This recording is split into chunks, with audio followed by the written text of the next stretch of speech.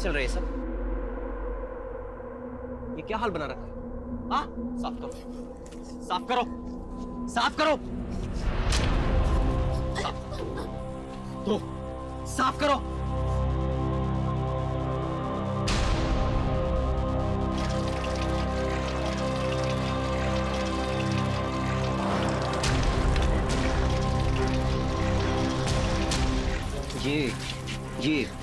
ये अच्छे से साफ करो। ये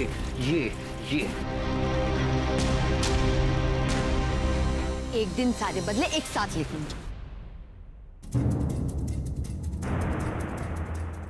चुलबुल, तुझे अगर कुछ भी पता है तो बता देना। चुलबुल बता, ये सब तुम दोनों ने मिलके किया है ना? बस मेरी बेटी को इन बातों में मत घसीटो। साहब, मैं अपनी बेटी को अच्छे से जानती हूँ। वचन को भागने में वो कभी मदद नहीं करेगी। बेटा डर मत, बोल दे इनको तूने कुछ नहीं किया। माँ, मुझे किसी से डरवा नहीं लगता।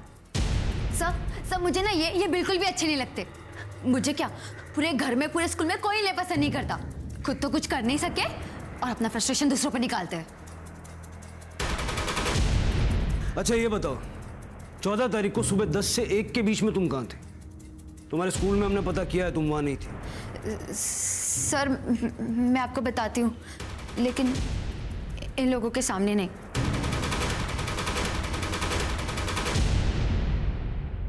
मोर काबो रे, मोर काबो रे। कर रहा हूँ। कैसा लग रहा है? ऐसा लग रहा है रे मोर काबो रे। रोक क्यों दिया?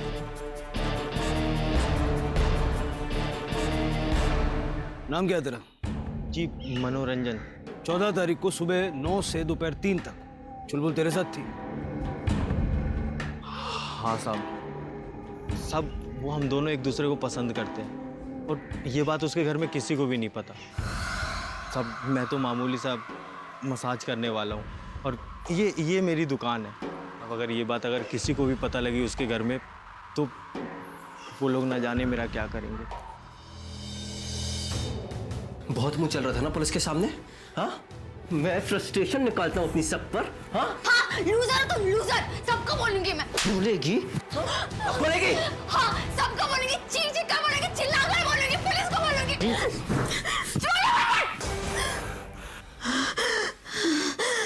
हाँ, इन अगर मेरे बारे में किसी से भी कुछ बोला ना, सच में मार दूंगा।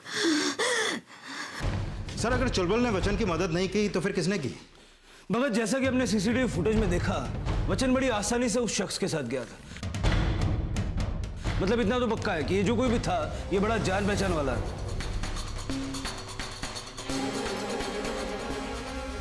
ये देखो, वचन के जाने से इनको जैसे जैकपॉट लग गया।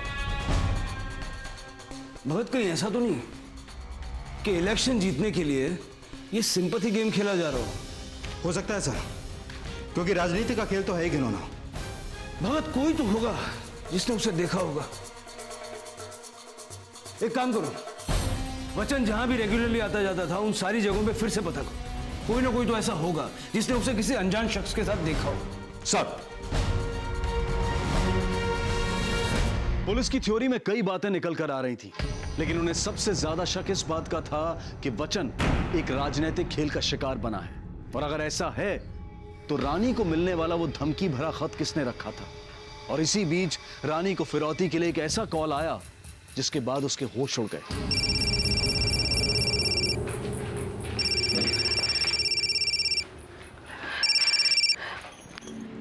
हेलो हेलो, वचन का सर पहले भेजो इधर। कौन बोल रहा है? गलत सवाल पूछ की क्या चाहिए? 20 लाख चाहिए और 20 लाख नहीं दिया तो 20 टुकड़े करके भेजूंगा इस लड़के का। Hello hello. अरे कौन है? किसका फोन है? अरे तुम रो क्यों रही हो? किसका फोन था? अरे रोना बंद करके बताओगी? किडनैपर का फोन था। 20 लाख रुपए मांगे।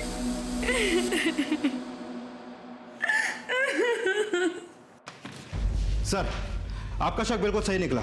पिछले कुछ दिनों से वचन के स्कूल और घर के बाहर एक आदमी को देखा गया है। मैंने स्कूल के बाहर का सीसीटीवी फुटेज मंगवा लिया है। पक्का उस फुटेज में हमें उस आदमी का चेहरा दिख जाएगा।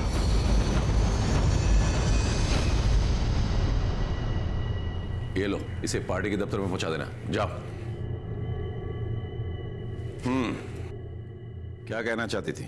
बापूजी, जिन लोगों ने वचन को अगवा किया है वो 20 लाख की फिरौती मांग रहे। आप उन्हें 20 लाख रुपए दे दीजिए ना, फिर वो मेरे बच्चे को छोड़ देंगे। देख, ये सब हमारे दुश्मनों की चाल है। वो हमें डराना चाहते हैं।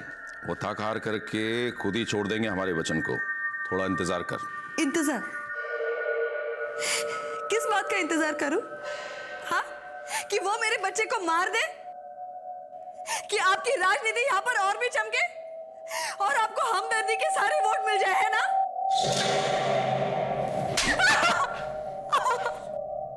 जबान देख करके खोला कर। किससे बात कर रही है?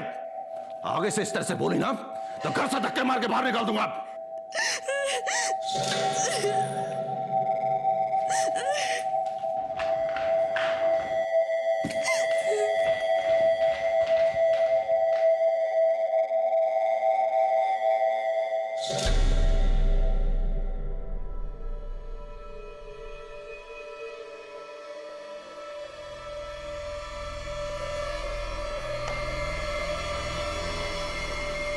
ये तो नरेंद्र भाकड़ लग रहा है।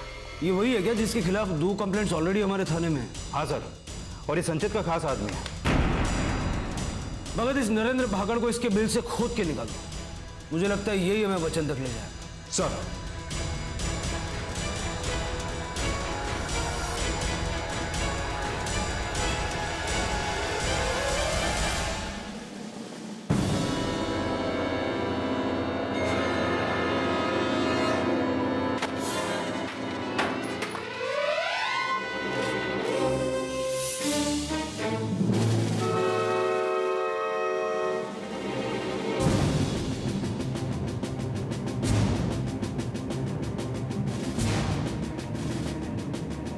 लगता है नरेंद्र बच्चन को किडनैप करके टॉर्चर करने वाला था। एक काम करो, इस गांव का चप्पा चप्पा छान मारो, सारे खबरियों का अलर्ट करो। कहीं ना कहीं तो मिलेगा ये नरेंद्र भाकड़। हाँ भगत। सर, अभी अभी नमो भाई के घर से कॉल आया था, रानी गायब है। व्हाट? रानी कब से घर नहीं लौटी? सर, सुबह जब हम सोकर कर उठे तो देखा कि वो घर पर नहीं थी। सर, रानी के कमरे से फोन मिला है।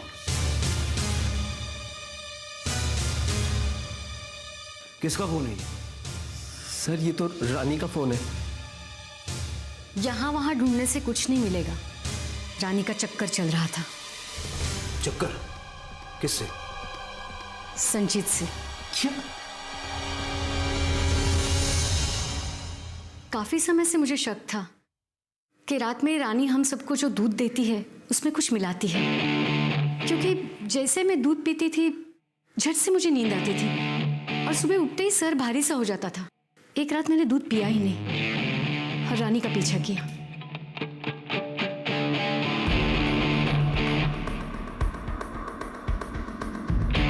देखा तो रानी सीधे संचित के कमरे में गई।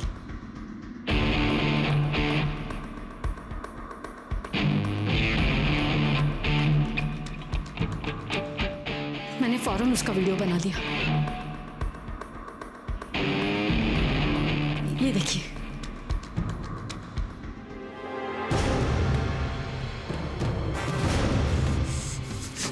तेरी हिम्मत कैसे हुई ये सब करने की? हाँ, छोड़ूंगा नहीं तुझे, छोड़ूंगा नहीं।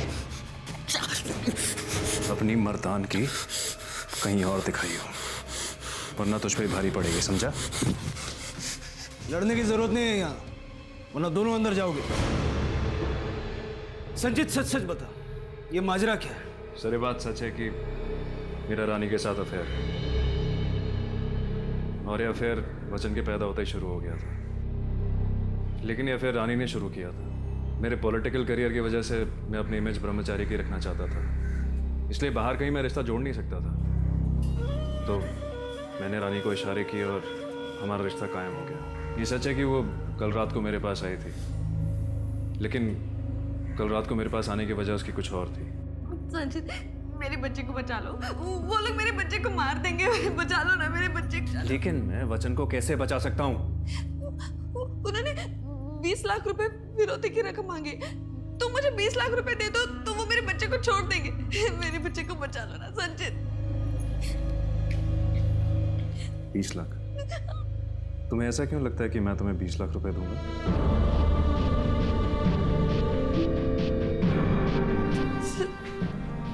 संचित, हमारे बीच में जो इतने दिनों से ये सब हो रहा है, उसकी कोई अहमियत नहीं है क्या? उसकी अहमियत बिस्तर से शुरू होती है और बिस्तर पे ही खत्म हो जाती है। इसके अलावा मुझसे कोई और उम्मीद मत रखना। ये क्या कह रहे हो तुम? मैंने क्या कुछ नहीं किया तुम्हारे लिए। जरूरत हम दोनों की थी।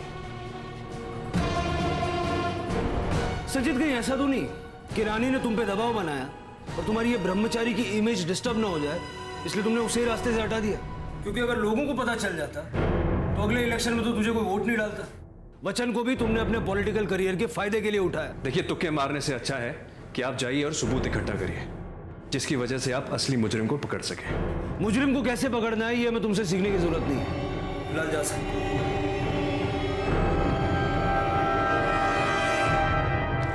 बादरा, फौरन रानी के कॉल रिकॉर्ड निकलवाओ, क्योंकि अगर उसने अपने जानने वाले हर शख्स से 20 लाख रुपए की मांग की है तो इसका मतलब कि उसे 20 लाख की फिरौती के लिए कॉल आया होगा। उसके कॉल रिकॉर्ड्स में हमें वो नंबर मिलेगा जिससे उसे फिरौती के लिए कॉल आया, और यही नंबर हमें वचन तक पहुंचा सकता है।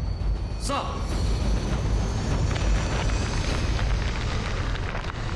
नहीं, रानी मुझे धोखा नहीं दे सकती। संचित झूठ बोल रहा है मुझे जलाने के लिए। भूल जा बेटा उसे, पहले से बच्चलन औरत थी। वो ऐसी नहीं थी। तेरे आंखों पे पट्टी जो बांधी हुई थी, कुछ दिखता ही नहीं था ना तुझे। अच्छा हुआ जो चली गई। मैंने कहा ना, रानी ऐसी नहीं थी। उसके बारे में कुछ मत बोलना। उसने मुझे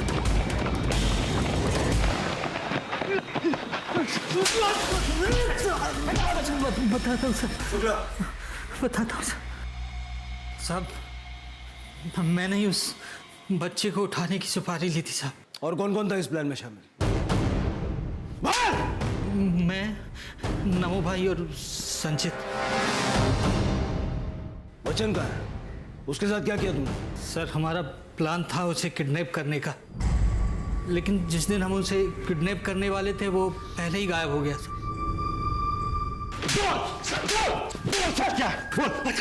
मैं बताता हूँ। मैं इसके बारे में जानता था, लेकिन इस प्लान में मैंने उनका साथ देने के लिए हामी नहीं भरी थी। कल तक सारा काम ठीक ढंग से हो जाना चाहिए, समझ गया? चल रख। बापूजी, इसमें वचन की क्या गलती है? वो तो एक मासूम सा बच्चा है, और उसे कुछ करके हमें क्या फायदा? तेरी माँ मेरी नौकरानी थी और तू मेरी नाजायज औलाद। फिर भी मैंने तुझे अपना बेटा माना, बाप कहने का हक दिया, और तुझे मेरी राजनीति पर शक है? माफ करिएगा बापूजी, वैसे ही करेंगे जैसा आप कहेंगे।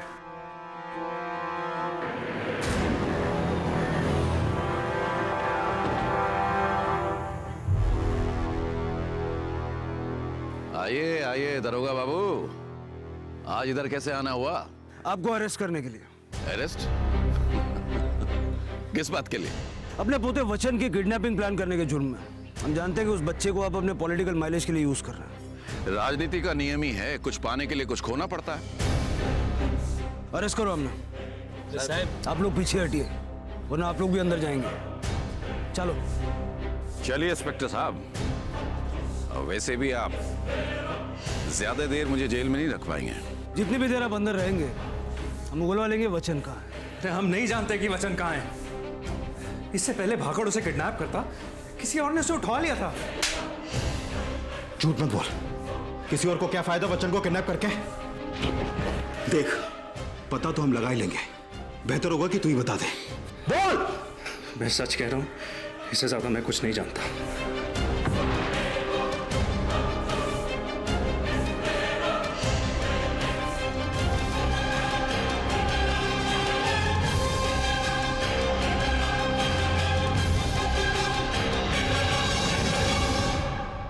बापूजी,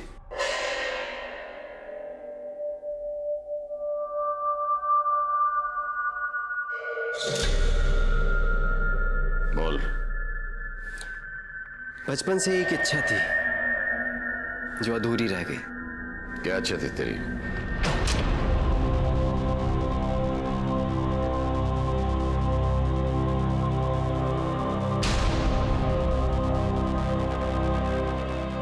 आज वो इच्छा पूरी हो गई।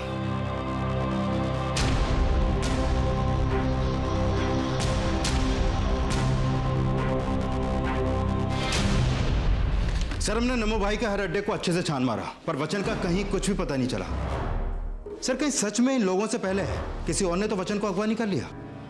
सर, ये रहे रानी के फोन रिकॉर्ड। सर, 14 तारीख की रात 9:30 बजे रानी को एक नंबर से कॉल आया था और ये नंबर रानी के साथ चारू का है। चारू बहन, झूठू बोलवाड़ू बंद करो। आपने रानी को कॉल किया था, ये हमें रानी के कॉल रिकॉर्ड से पता चल चुका है। नहीं साहब, मैं सच कह रही हूँ। उसने मेरे नाम से कब सिम कार्ड खरीदी की मुझे नहीं पता। आप जो नंबर बोल रहे हैं वो मेरा नंबर नहीं है साहब। वचन को भी आप ही ने अगवा किया है। नहीं साहब, मैंने वचन को अगवा नहीं किया है। ये सब रानी की चाल है, मुझे फांसने के लिए। रानी और वचन से इतनी नफरत क्यों करती है? पूरी जिंदगी अपने पति की नाजायज औलाद संजीत को बर्दाश्त करती रही। संजीत की वजह से जिगर को उसका हक कभी नहीं मिला। हमेशा उसको नीचा दिखाया गया। मैंने हमेशा जिगर का हक मांगा, लेकिन एक दिन अचानक जिगर रानी को लेकर घर आया, जिसके आगे पीछे कोई नहीं था। और वो क्या? शादी से पहले ही उसके साथ किसी ने बलात्कार किया था। बलात्कार? हाँ, रानी के साथ किसी ने बलात्कार किया था। मैं वीरपुर के पास मान्यता सुधार गृह में एक वॉलंटियर टीचर था। मैंने पहली बार रानी को वहीं देखा था। उसकी हालत देखकर मुझे उस पर तरस आ गया। मैं उसकी मदद करना चाहता था, इसलिए मैंने उससे शादी कर ली, ताकि कम से कम उसे एक अच्छी जिंदगी मिल सके। सर, मेरी सोच हमेशा से ही मेरे बाबूजी और सौतेले भाई से अलग रही है। शादी के 1 महीने बाद ही हमें पता चला कि वो पेट से है, तभी मुझे शक हुआ। और जब वचन हुआ तो उसके आव भाव जिगर से बिल्कुल अलग थे। और इसी वजह से आपने रानी और वचन दोनों को गायब कर दिया। रानी और बच्चन के गायब होने की वजह तलाशने के लिए पुलिस ने अब रानी के पास्ट को खंगालना शुरू किया, जिसके लिए वो उस रिफॉर्म सेंटर पहुंचे जहां रानी को उसके रेप होने के बाद रखा गया था। और वहां से पुलिस को उसके गांव के बारे में पता चला।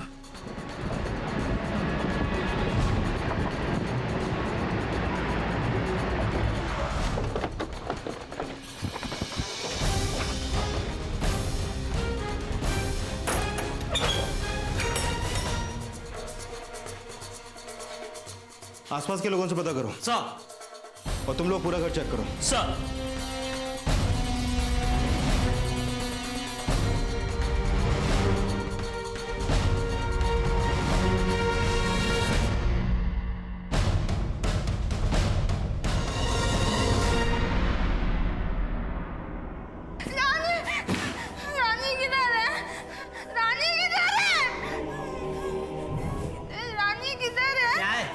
क्या प्रॉब्लम है तेरा? क्यों यहाँ बार बार आके चिल्लाती रहती हो? चलो निकलो यहाँ से।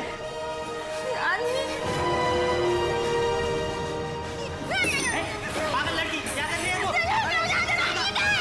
सर, ये यहाँ पास में ही रहते हैं। आपको पता है ये किसका फोटो है? साहब, ये लाजो है और ये उसकी पागल बेटी जयश्री और ये उसकी बड़ी बेटी रानी है। अच्छा, ये घर कब से खाली है? साहब, 3-4 हफ्ते हो गए हैं। अच्छा, आपको पता है ये कहाँ गए होंगे? साहब, 3-4 दिन पहले मैंने इन्हें देवला गांव के पास देखा था।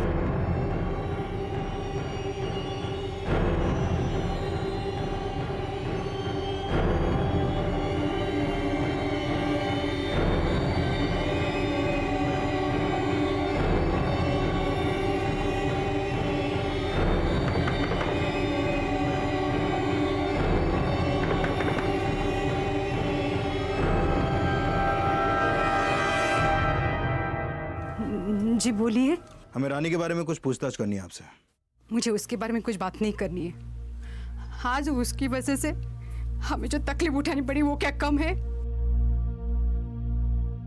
देखिए, मेरी बेटी की हालत देखिए। आइए।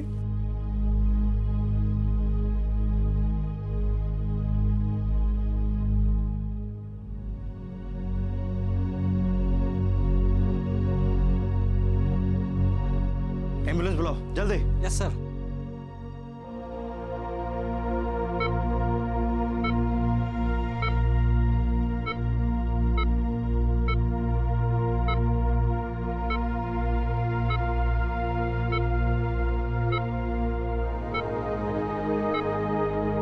आपकी बेटी को यहाँ कुछ नहीं हुआ।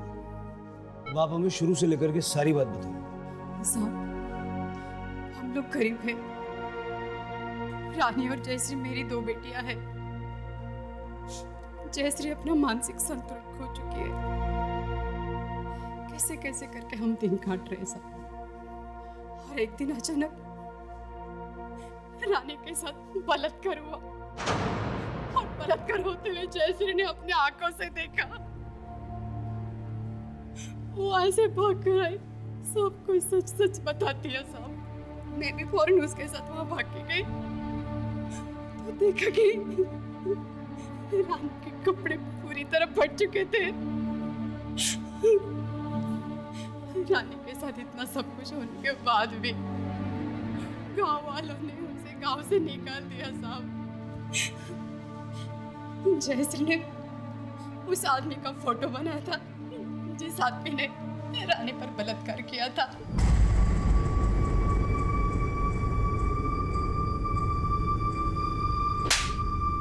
खुद को बहुत मान बताता ना तू, लेकिन असल में तूने रानी का पहले रेप किया और फिर उससे शादी की। हाँ सर, मैं मानता हूँ कि मैंने उसका रेप किया था। आगे बोल। घर से लेके बाहर तक हर कोई मुझे हारा हुआ मानता था। हर किसी को लगता है कि मैं किसी काम के लायक नहीं हूं, और सबसे ज्यादा ये बात मेरे बापूजी को लगती थी। और वो सिर्फ इसलिए क्योंकि मैं शारीरिक रूप से मजबूत नहीं हूं। उनकी तरह लोगों के सामने माइक पकड़ के झूठ नहीं बोल पाता, भाषण नहीं दे पाता। मेरा पहला ही भाषण फेल हो गया था, जिसके बाद से मुझे कभी भी दोबारा राजनीति में मौका नहीं मिला। भाइयों और बहनों और माताओं, अगर हमारी पार्टी आपको वोट देगी तो हम आपकी, माफ कीजिएगा, अगर आप हमारी पार्टी को वोट देंगे तो आप। उस दिन बहुत गुस्से में था। सब लोग मुझ पे हंस रहे थे। तभी मेरी नजर रानी पर पड़ी। वो भी हंस रही थी।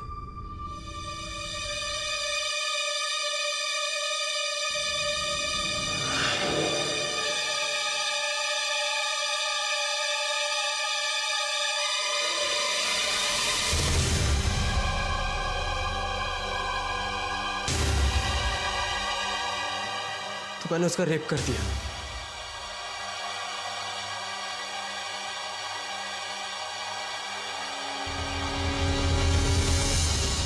उसका रेप करने के बाद मेरे मन को थोड़ी शांति मिली। और उसके बाद तू उसके पास वापस गया उस रिफॉर्म हाउस में। रानी से शादी करके मुझे ऐसा लगा कि जैसे मैंने उसे जीत लिया है। तो जब तुझे रानी और संजीत के अफेयर का पता चला, बहुत गुस्सा आया होगा तुझे, और इसी वजह से तूने रानी और वचन को। नहीं, मैंने ऐसा कुछ नहीं किया। वचन मेरी शान है। मैं उसके साथ ऐसा कुछ क्यों करूंगा? तेरी शान अब जेल में दिखाना, क्योंकि रानी का रेप करने के जुर्म में लंबे टाइम तक अंदर जाएगा तू।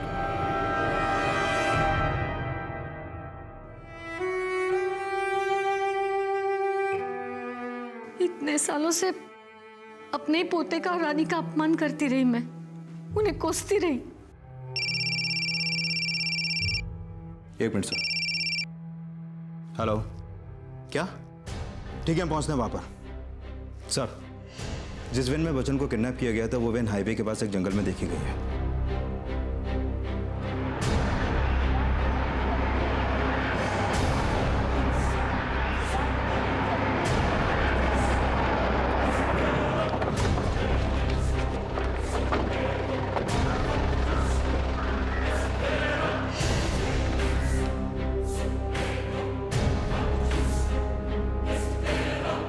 आसपास का एरिया अच्छे से चेक करो, कुछ ना कुछ डेफिनेटली हाथ लगेगा। सर, तुम उधर देखो।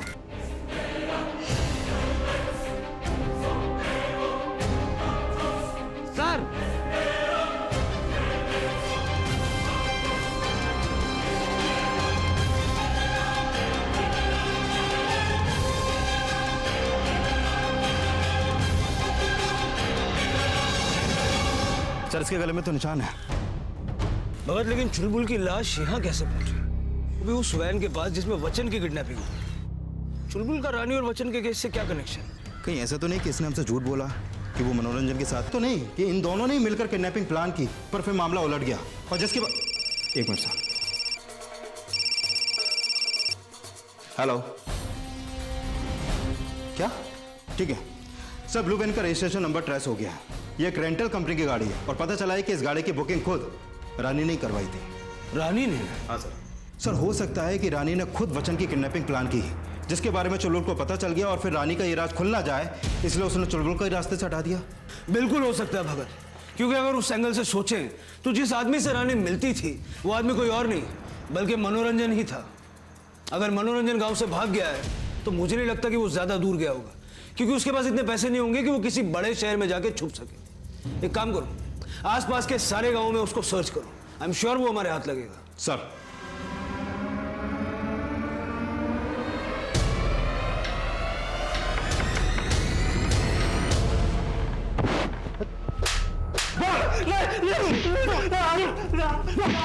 बोल सच क्या?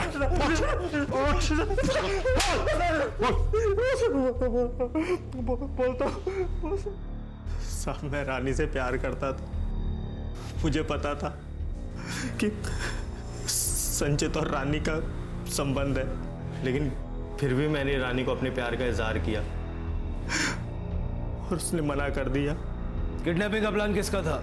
किडनैपिंग का प्लान रानी का ही था साहब। उसने ये प्लान क्यों किया? साहब एक दिन मैं नमो भाई के घर से निकल रहा था उनकी मसाज करके।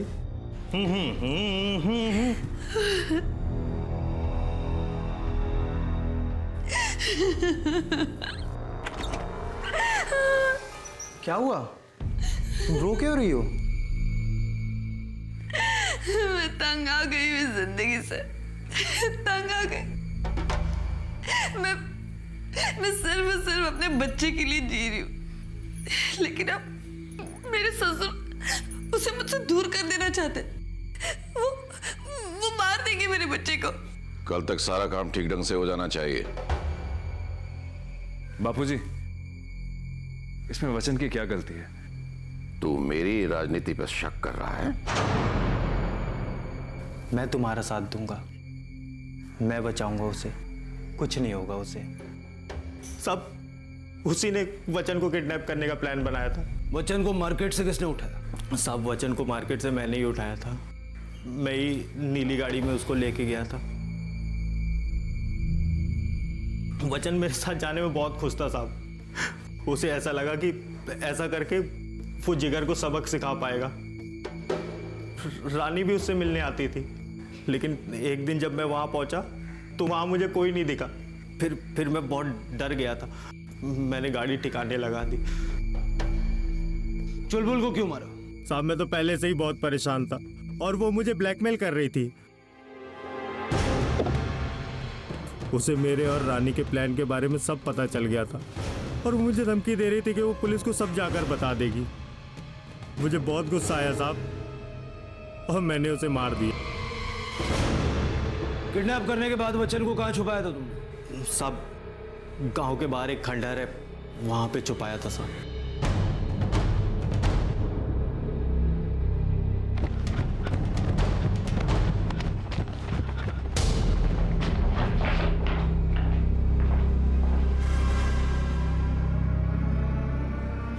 ये खिलौने खाने का सामान है यहाँ पर वचन और रानी दोनों गायब है। एक काम करते हैं, आसपास सर्च करते हैं। मूव।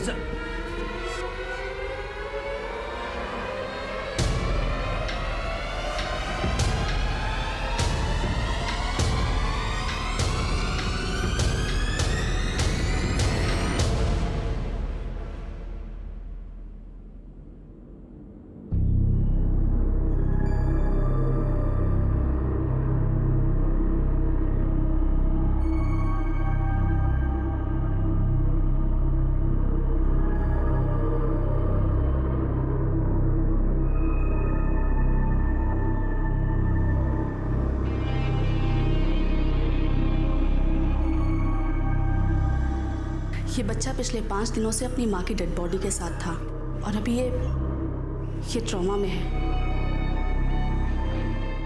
पर सर, इस बार उस टीचर को सबक सिखाते हैं और बाद में संचित काका के साथ भाग जाएंगे। बेटा, हम संचित काका के साथ नहीं, मनोरंजन काका के साथ जा रहे हैं। वो हमारी मदद कर रहे हैं ना। वो मसाज वाला, मैं नहीं आने वाला उसके साथ। सब लोग बोलते कि मैं नाजायज हूँ, संचित काका भी। एक रात मैंने आपको संचित काका के साथ देखा था। वही मेरे असली पापा है, मैं उनके साथ ही जाऊंगा। नहीं बेटा, मेरी बात सुनो, तुम्हें गलतफहमी हुई है। जिगर तुम्हारे पापा है, संचित काका तुम्हारे पापा नहीं है। नहीं, आप झूठ बोल रहे हो। मैं संचित काका के साथ ही जाऊंगा। मैं उस नौकर के साथ नहीं भागने वाला। मेरी बात मुझे नहीं जाना उस नौकर के साथ। मेरी बात सुनो। नहीं। वचन, मेरी बात। वचन, मेरी बात सुनो। कहाँ जा रहे हो? तो चुप, एकदम चुप। मुझे जाने दो। बेटा मेरी बात तो सुनो। क्या कर रहे हो?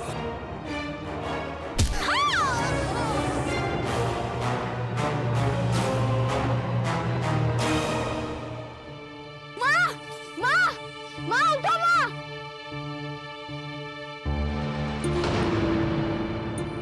वचन के हाथों अपनी माँ का खून तो हुआ था, लेकिन इस खून के लिए वचन कितना जिम्मेदार था। वचन ने बचपन से ही अपने घर में कुछ भी नॉर्मल नहीं देखा था। उसे यही लगता था कि संचित ही उसका पिता है। नमो भाई और संचित शुरू से ही सत्ता के लोभ में डूबे थे। वो इसी फिराक में थे कि कब उन्हें मौका मिले और कब वो वचन की मौत से अपनी जीत की वोट खरीद ले। लेकिन उन्हें यह नहीं पता था कि गलत मंशा सिर्फ गलत अंजाम तक ही ले जाती है। इसी विचार के साथ अब मैं अनूप सोनी आपसे विदा लेता हूं। फिर मुलाकात होगी अगले एपिसोड में एक और चौंका देने वाले केस के साथ। तब तक अपना और अपने परिवार का ख्याल रखें और देखते रहें क्राइम पेट्रोल डायल 100। सबक एक को सीख हम सबको। जय हिंद।